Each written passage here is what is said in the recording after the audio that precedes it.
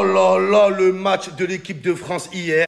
Salut tout le monde, j'espère que vous allez bien, c'est Nas06bis. On va regarder une story de Mohamed Eni au sujet du match France-Croatie. Et après sa vidéo, je vous dirai mon avis. N'hésitez pas à mettre un pouce bleu et à vous abonner. Et bon visionnage.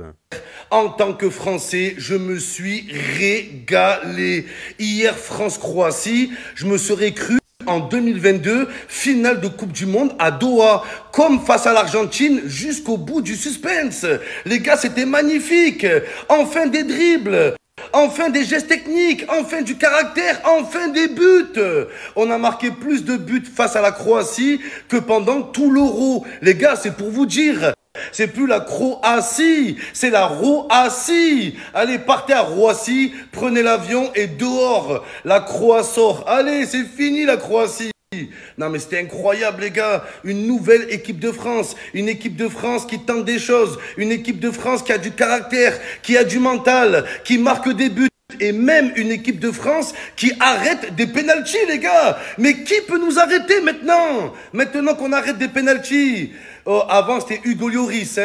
Là, on est passé, on a Mike Maignan. Avant, on avait Mike Répugnant. Il était répugnant, Lloris. Mike Maignan, voilà, incroyable. Hier, ils m'ont régalé des buts. Des dribbles, le coup franc de Olysée, les gars, oh, ça fait 40 ans, on n'avait pas vu ça. Depuis l'époque du Colisée, on n'avait pas vu un coup franc comme Olysée en équipe de France.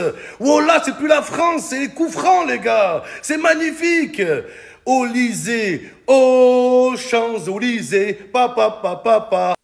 Oh, Champs-Élysées, papa, papa, papa, il y a des buts et il y a des dribbles et il y a des coups francs, il y a tout ce que vous voulez avec Olysée, papa, papa. Petit prodige, le crack Olysée, il me donne de l'espoir. Je me permets de rêver avec lui. Quand j'ai vu Olysée, j'ai dit, c'est qui ce mec? Je suis allé me renseigner, je me suis dit, c'est sûr. C'est un Parisien, encore un putain de Parisien. Non les gars, c'est même pas un Parisien, c'est même pas un Français. Les gars, c'est pas Michael Olysée, c'est Michael. C'est pas pareil les gars, Michael, il y a rien à voir. Michael, il y a zéro charisme. Michael, t'es sûr de percer dans la vie. Michael Jordan, Michael Jackson, là Michael Olysée les gars. Pour l'histoire, pour vous dire qu'il a du mérite, hein, Michael Olysée, il aurait pu choisir l'Angleterre, les gars. Mais il a choisi l'équipe de France, alors qu'il avait pratiquement aucune attache avec l'équipe de France. Je crois qu'il n'est jamais venu en France. Il sait même pas parler français, les gars. Donc, de ce que je sais, le daron à Olysée, il est anglais. Sa mère, elle est française. Toute sa vie, il a vécu en Angleterre. Toute sa vie, il a parlé anglais. Et en ce moment, les gars, vous avez vu que c'est l'âge d'or de l'Angleterre. Avec les Bellingham, avec toutes les pépites qui sortent. Mais non, les gars, il est sorti de sa zone de confort. Il n'a pas fait le choix de la facilité. Il a fait le choix du cœur, le choix de l'amour, le choix de l'histoire. Et il a choisi l'équipe de France, les gars. Voilà, intéressez-vous à ce profil. Attention, les gars, l'Europe est prévenue. Lamine Yamal, Lamine Aval, on va te bouffer, grosse merde.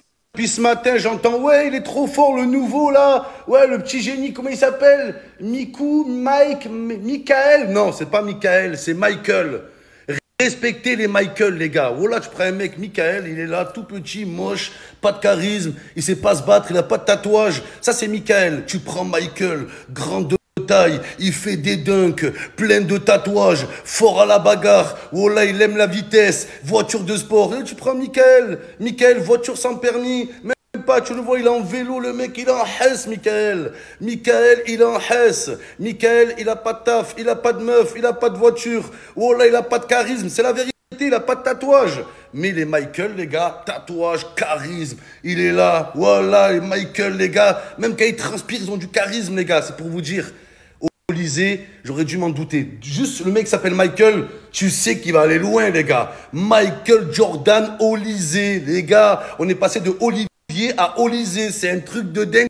Même si je me suis régalé avec l'équipe de France, il manque un petit truc dans cette équipe. Il manque ce petit je ne sais quoi. Il manque cette étincelle. Il manque un petit rebeu.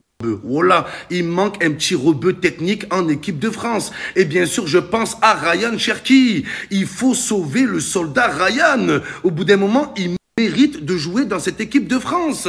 Oh, il y a plein de joueurs en équipe de France qui ont plus été pris et jusqu'à aujourd'hui, on n'a aucune explication. La liste, elle est longue. Samir Nasri, aucune explication. Franck Ribéry, aucune explication. Hatem Ben Arfa, aucune explication. Nabil Fekir, aucune explication. Karim Benzema, c'est comme Xavier Dupont de Ligonnès. On ne sait toujours pas ce qui s'est passé, les gars. C'est un mystère total. Et après Karim Benzema, maintenant, c'est au tour de Ryan Cherki. Mais au bout d'un moment, la liste, elle est longue. C'est plus une liste, c'est une liste noire, les gars. Qu'est-ce qui se passe en équipe de France? Pourquoi il ne veut pas prendre Ryan Cherki? Il faut m'expliquer. Comment tu peux prendre un Désiré Doué? Voilà, ok, le mec, il est doué, mais à part avoir marqué un penalty à Liverpool, qu'est-ce qu'il a fait dans sa carrière? Qu'est-ce que Doué a fait pour mériter l'équipe de France? Rien. À quel moment tu prends Doué et tu prends pas Cherki? Faut m'expliquer. À quel moment tu prends un mec comme Koné, que personne connaît, mais tu prends pas Cherki? À quel moment tu prends un Gendouzi, Gendouzizi, tu prends un Zizi, tu lui rajoutes des cheveux dessus, c'est Gendouzi. Qu'est-ce que Gendouzi a de plus que Ryan Cherki? Au bout d'un moment, les gars, faut m'expliquer. Voilà, même moi, j'ai pas envie de croire à cette histoire de racisme. C'est trop tôt pour parler de racisme. Mais si c'est pas ça la raison, les gars, moi, je comprends pas. Voilà, je comprends pas.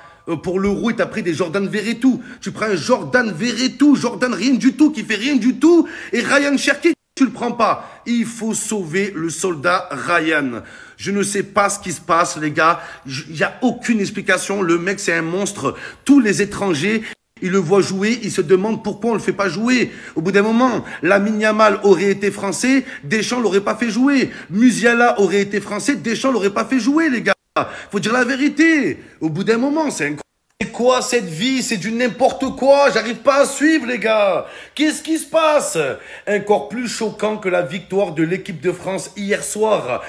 Regardez ce qu'a tweeté le compte officiel de l'équipe de France. Regardez, ils ont repris mon slogan. Ils ont mis tous Gigi, tous Rourou. Les gars, c'est incroyable.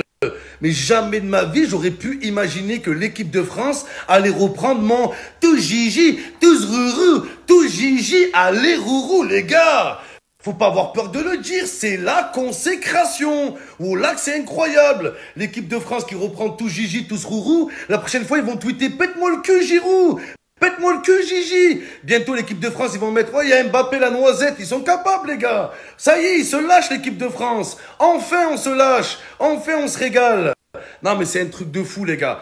Et je suis le premier surpris. Quand moi j'ai lancé le tout Gigi, tous Rourou, c'était pour rigoler sur Snap. Allez Gigi, allez Rourou, on a tous un Gigi en nous. Pète-moi le fion Gigi. À la base, je refaisais les fans de Giroud. Et maintenant, c'est devenu un slogan. C'est même devenu un chant. Il y a des gens au Stade de France, ils chantent tous Gigi, tous Rourou. En même temps, l'équipe de France, ils ont zéro chant. Le seul chant de l'équipe de France, c'est quoi, les gars? Allez les Bleus, allez les Bleus. Et de temps en temps, ils se lâchent et ils font oh là, allez les Bleus et là, oh là. C'est tout ce qu'il y a. Maintenant, l'équipe de France a un nouveau chant, un nouveau slogan. On a tous un Gigi, on a tous un Rourou. Tous Gigi, tous Rourou, les gars. Et moi, je suis pas l'autre crevard de Mbappé. Mbappé, ce crevard, il aurait déjà attaqué l'équipe de France en justice. Voilà, Mbappé, quand il faut attaquer sur le terrain en équipe de France, il n'y a personne. Mais quand il faut attaquer en justice, c'est le premier. Voilà, il aurait porté plainte, Mbappé.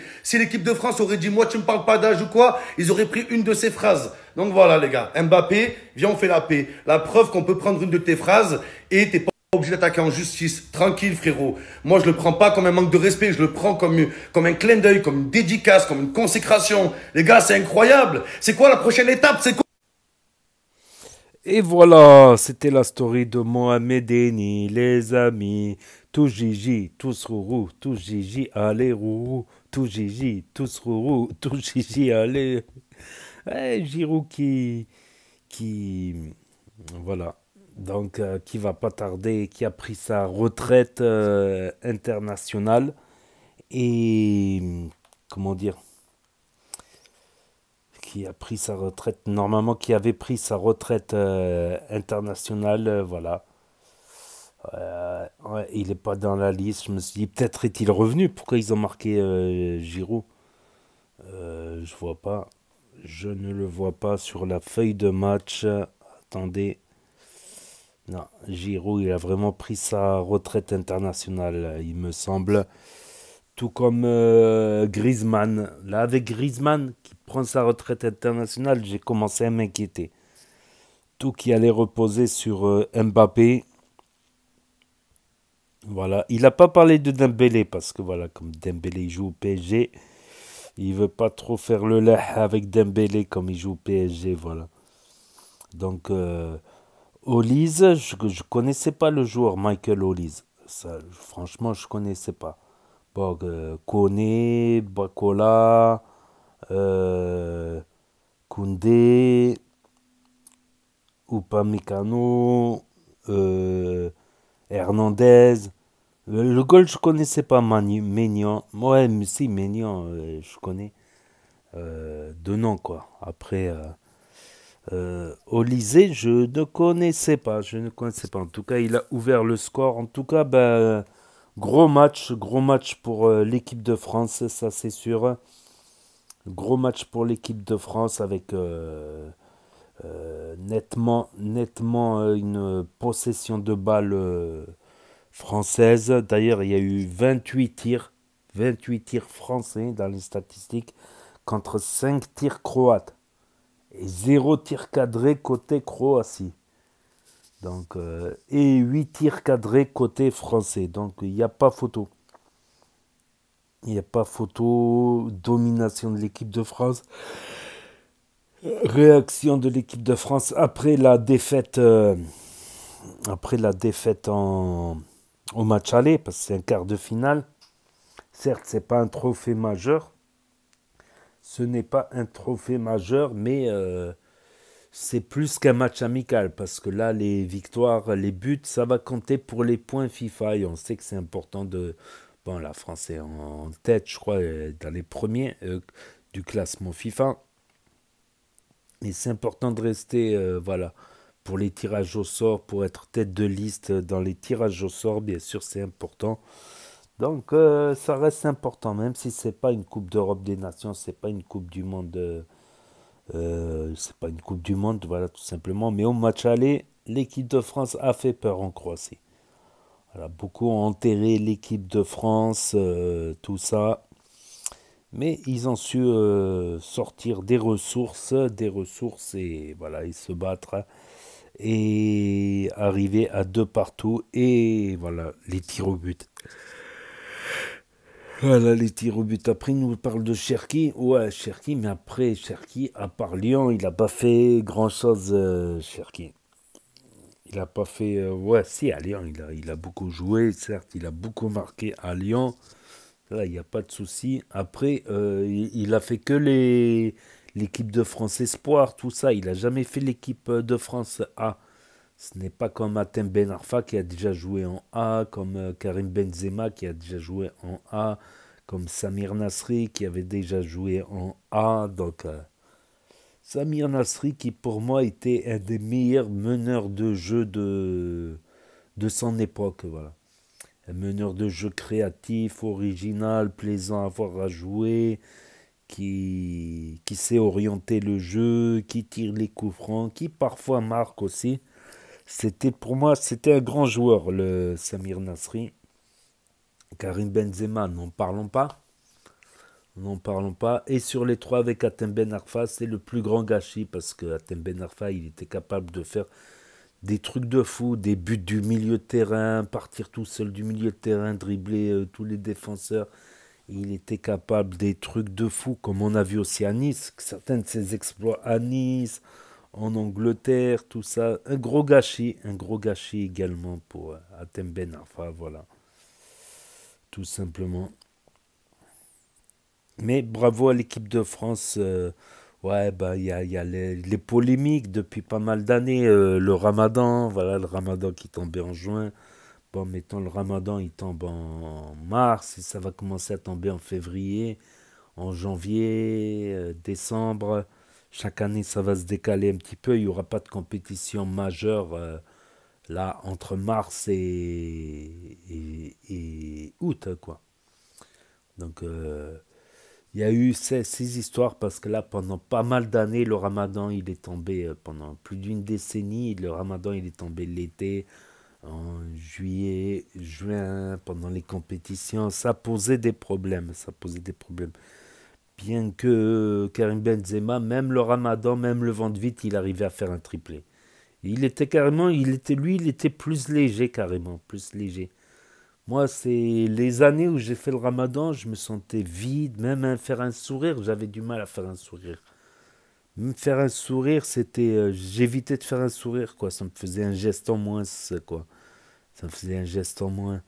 J'avais la flemme, quoi, de faire un sourire. Tellement j'étais fatigué, de tension aussi, je m'énervais rapidement pour un oui, pour un rien, pour un malentendu. Je prenais des tours pour rien. Ça, c'est la fatigue. Après, on réagit pas tous pareil. On réagit pas tous pareil. Après, oui, s'il se gave bien à 6 heures du matin avant le lever de soleil, 5h30, 6 heures, il peut tenir, voilà. Quand je me gavais bien le matin avant de dormir, le matin, je veux dire avant 5 heures, 6 heures, après je redormais un petit peu, bah, j'étais calé, on va dire, jusqu'à l'après-midi. Et l'après-midi, je commençais à avoir faim, ça me faisait mal. Enfin bref, petite parenthèse là-dessus. Donc voilà, pour ceux qui ont loupé la story. Donc n'hésitez pas à me dire ce que vous en pensez dans les commentaires, à mettre un pouce bleu, à vous abonner, à cliquer sur la cloche. Et je vous dis à très bientôt les amis, les potos, pour de nouvelles vidéos. Merci d'avoir regardé. C'était Nas06 bis. Tchuss et à plus.